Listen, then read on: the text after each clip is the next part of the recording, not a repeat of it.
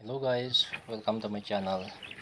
For today's video ay papakita ko sa inyo kung paano kami magtanim ng pakwan ngayong magtatagulan na. Ganyan lang guys.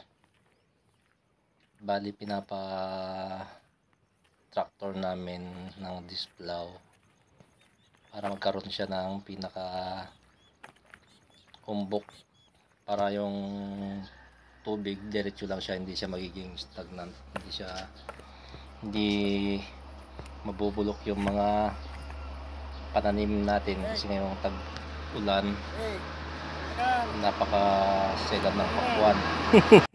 So talagang kailangan nating lagyan ng ganyan lang guys. So napakasimple. Kita tayo kasunod ang mula ti pakwan. Bali tutulusan muna para mga dugso-dugsulan ko mabilis magtanim.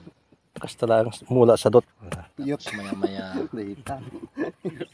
dyan lang ilalaglag yung mga seedlings natin. Ganyan lang.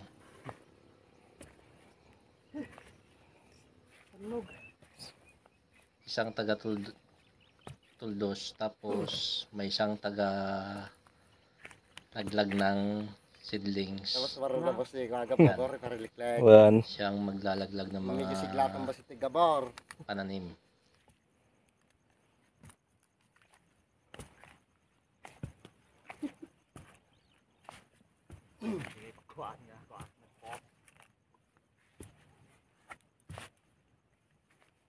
tapos comment man lagi kwan taga Bicol Name ng Tapos pakwan. yun naman, bali itong mga to naman yung tatabon dun sa pinakapuno natin para kwan.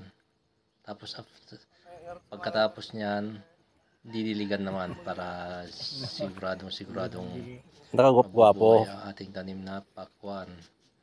So hanggang dito lang muna guys. Update ko kayo sa mga susunod nating mga videos. Bye bye.